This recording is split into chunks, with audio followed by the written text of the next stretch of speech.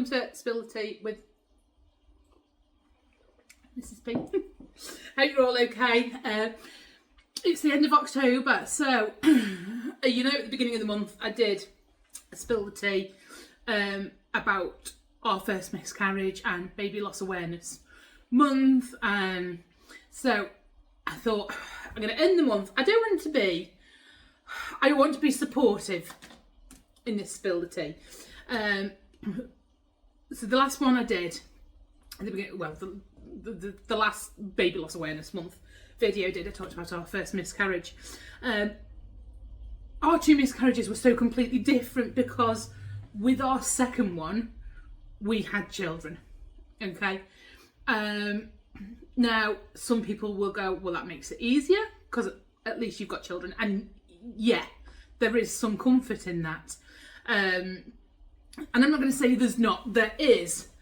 But the hard thing is for us, because we were so far on, our children knew I was pregnant. And I remember coming out of the hospital after we'd been told that the baby's heart had stopped, and picking the kids up from school. And I was sat in the passenger seat. Mr. P had gone over to the school to get them. Back then, our three eldest were in school. And I remember Boo looking at me, and her, as she crossed the road coming towards the car, and she started crying. And as they got in front of the car, Mr. P bent down to her and hugged her, and then he started hugging the twins. And our plan had been to tell them when we got home. And as they were crossing the road, Boo had turned to Mr. P and said, "Mummy's baby's died, hasn't it?" And he would call her, you know, what do you say? You can't say no to then take them home and tell them it has. So he just stopped and said, "Yes, baby," and gave her a hug. And the twins started crying. And they got in the car, and all three of them just gave me a big hug. "So sorry, Mummy, we're so sorry." And that broke me all over again. Sorry. Because you have to see them crying. You have to put them first. We had to look after them. I felt horrendous for Mr. P because he had to look after all of us. And I remember 48 hours later, I went into hospital for the procedure because my miscarriage my body hadn't, they say, got rid of the baby. So horrible. I think they call it expelled the baby. It's just horrendous. So I had to go in and have a procedure. I was put to sleep for it because I thought, I can't do this again. I can't do it again. And it was they knew that Mummy had to go in and have an operation, and that was so tough. I have to say, like, I remember going to sleep and feeling okay. Like, you're not great, obviously, but thinking, oh, I'm coping. I'm coping here. And then I came round from the anaesthetic, and this wonderful nurse was in the room, and she saw me coming round, and I remember her coming straight over, and I just looked at her and said, "Has my baby gone?" And she just put her arms around me and said, "Yes, sweetheart, your baby's gone." God, I couldn't go again now. She was the most amazing woman, most amazing. I think I actually pulled her onto the bed. I have this vague recollection of actually pulling her onto the bed. This poor woman. She must have been like, calm down.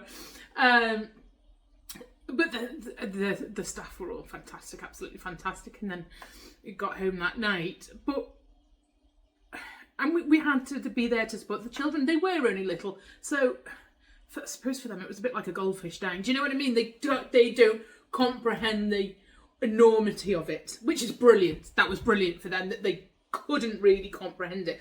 They couldn't comprehend it because they hadn't seen a baby. They didn't really get it. They were young. But there was upset, there was tears, and we got them through it. But I think because we had children, everyone was like, well, at least you've got the children to focus on. Well, at least the children will keep you busy. And you think, I know, and I am so grateful for that, but you just want to scream, but I've still lost a baby. My baby's still not here. I've still got to arrange a funeral. I've still got to go to my child's funeral. And like I said at the beginning, yes, I do appreciate it does make it easier. It's got to. You know, you do still have your little ones at home. But you should still be allowed to grieve for the child that you've lost. And I think a lot of people thought I was... Oh, have you seen my last video? Sorry to ruin a moment. But I'd left the sticker on, and I've just realised I've left the sticker on this one as well. I do it with shoes as well. I'm always leaving stickers on.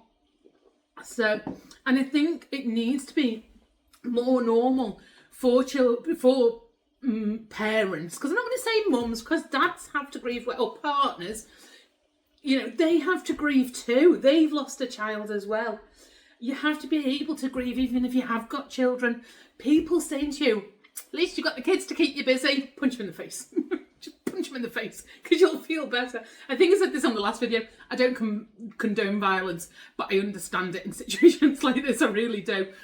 And I wish I'd had someone to talk to. I wish someone had said, it's okay to grieve.